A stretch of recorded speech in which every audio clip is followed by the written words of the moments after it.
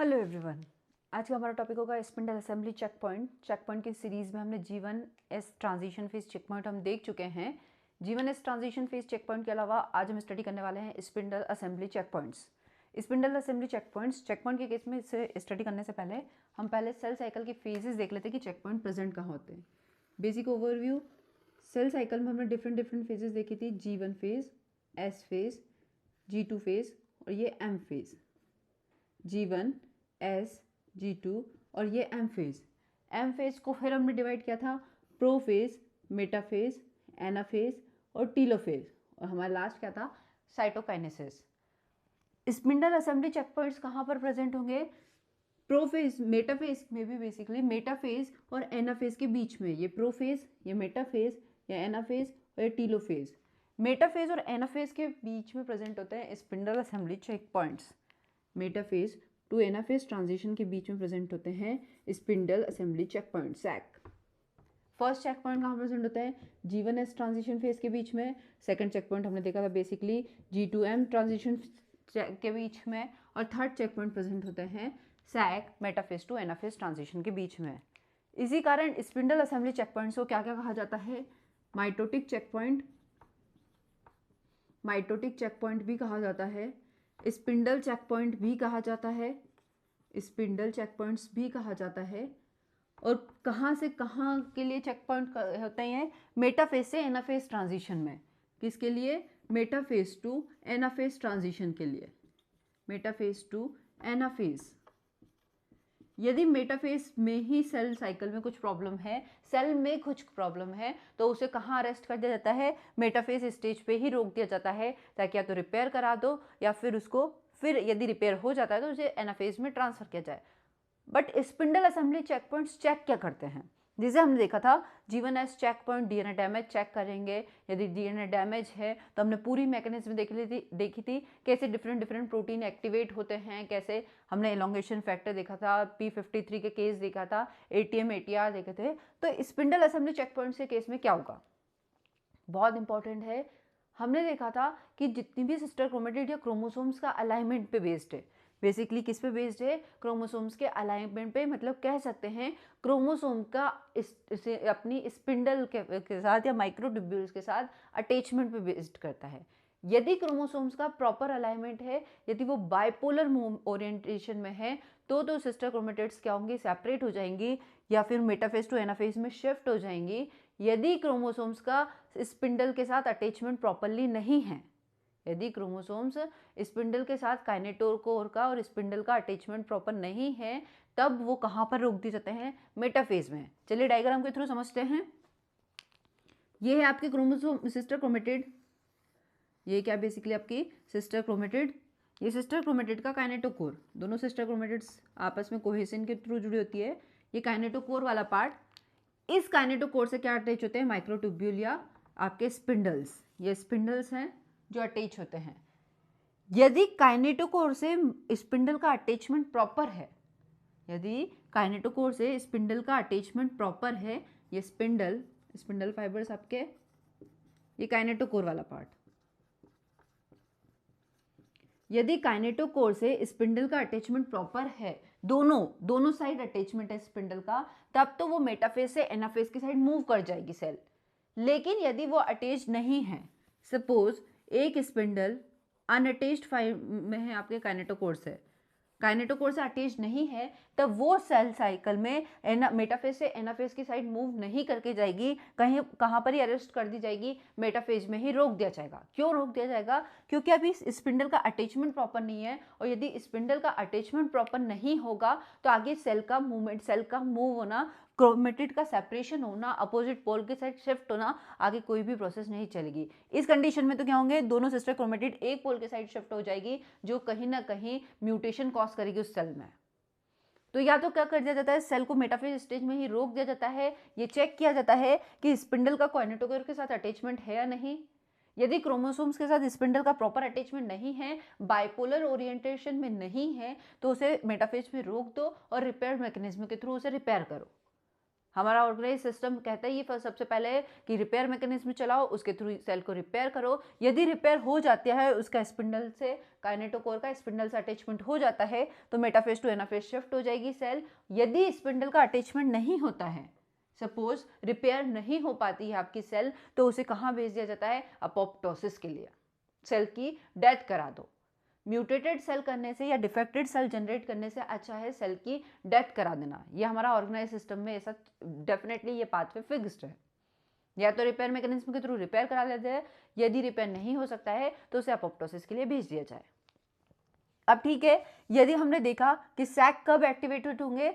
जब आपके kinetochore unattached form में होंगे, तब क्या होंगे? सैक एक्टिवेट होंगे।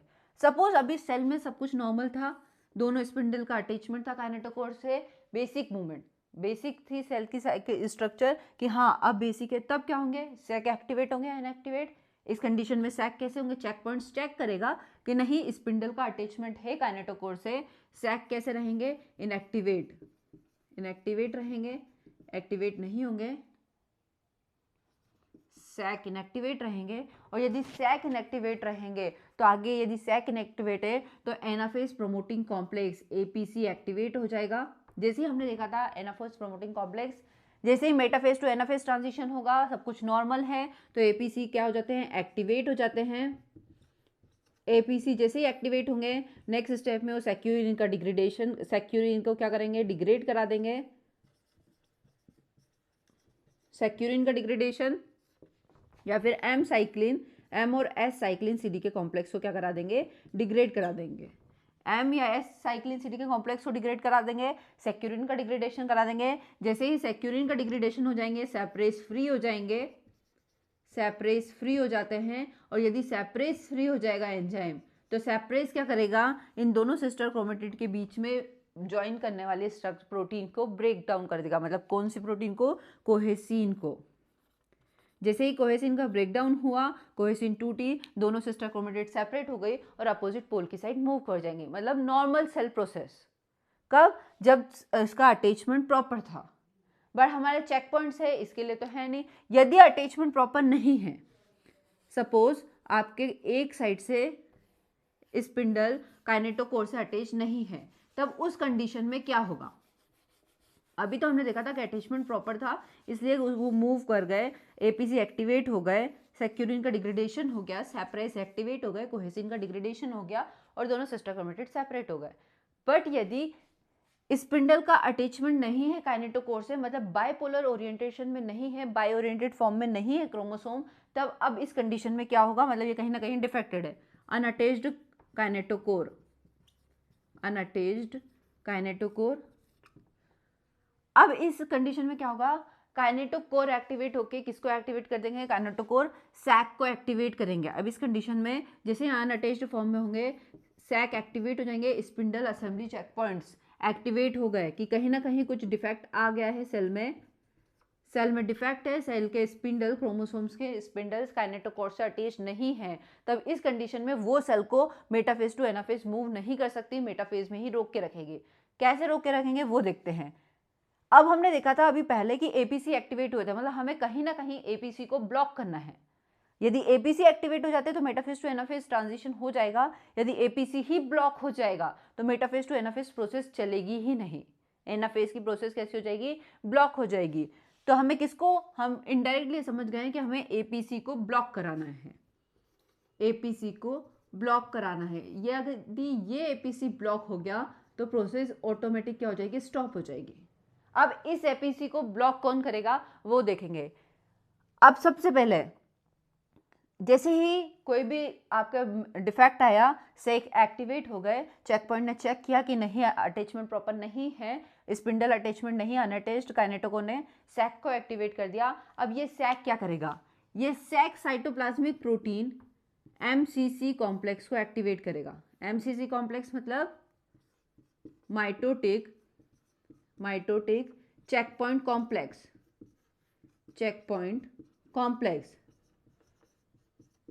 माइटोटिक चेक पॉइंट कॉम्प्लेक्स से मतलब हम समझ सकते हैं कि मल्टीपल प्रोटीन से मिलकर बना होगा। कौन कौन सी प्रोटीन होगी? सबसे पहले देख लेते हैं, BUBR1, BUB1, CDC20 और मैट टू डायरेक्ट पूछ लिया जाता है क्वेश्चन, ध्यान रखिएगा। क्या हुआ, स्पिंडल का अटैचमेंट प्रॉपर नहीं था, सैक एक्टिवेट हो गए थे कि नहीं, इसमें स्पिंडल अटैच नहीं है काइनेटोकोर से। सैक ने साइटोप्लाज्मिक प्रोटीन कॉम्प्लेक्स एमसीसी को एक्टिवेट कर दिया और कॉम्प्लेक्स स्ट्रक्चर का फॉर्मेशन हुआ BUBR1, जिसमें क्या क्या होते हैं, BUBR1, BUB1 या BUB3 भी होते हैं, BUB1, BUB3, CDC20 और मैट2। जनरली क्या होता है, BUB3, BUB1 और BUB3। अभी हम देखेंगे एमसीसी कॉम्प्लेक्स में कौन होता है, BUB3, CDC20 और मैट2, इनने मिलकर क्या करा, एक एमसीसी कॉम्प्लेक्स का फॉर्मेशन किया। ये कॉम्प्लेक्स क्या करता है, एमसीसी कॉम्प्लेक्स एपीसी को ब्लॉक कर देगा, एपीसी को क्या कर देगा, ब्लॉक या इनहिबिट कर देगा, एपीसी को इनहिबिट कर देगा। यदि एपीसी ही इनहिबिट हो जाएगा तो हम आगे प्रोसेस देख चुके हैं, एपीसी का इनहिबिशन होने पे प्रोसेस कैसे होगी, आगे क्या क्या ब्लॉक हो जाएंगे। सेक्यूरिन डिग्रेड नहीं होगा, सेक्यूरिन डिग्रेड नहीं होगा तो सेक्यूरिन सेपरेज को ब्लॉक करके रखेगा, यदि सेपरेज को ब्लॉक करके रखेगा तो सिस्टर क्रोमेटिड का सेपरेशन नहीं होगा, सिस्टर क्रोमेटिड का सेपरेशन नहीं होगा तो अपोजिट पोल के साइड मूवमेंट नहीं होगा।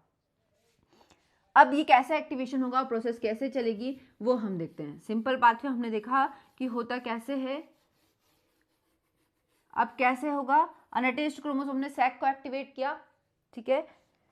कहते हैं जैसे ही काइनेटोकोर होता है, काइनेटोकोर अनअटैच्ड फॉर्म में होता है, काइनेटोकोर मल्टीपल प्रोटीन्स का रिक्रूटमेंट करता है।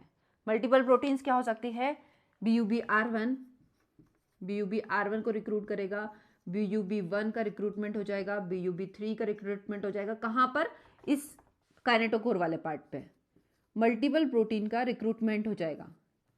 अलग अलग प्रोटीन CENP का रिक्रूटमेंट हो जाएगा आपके, मैट2, मैट1, ये सब प्रोटीन कहाँ पे रिक्रूट हो जाती है, आपके काइनेटोकोर वाले पार्ट पे।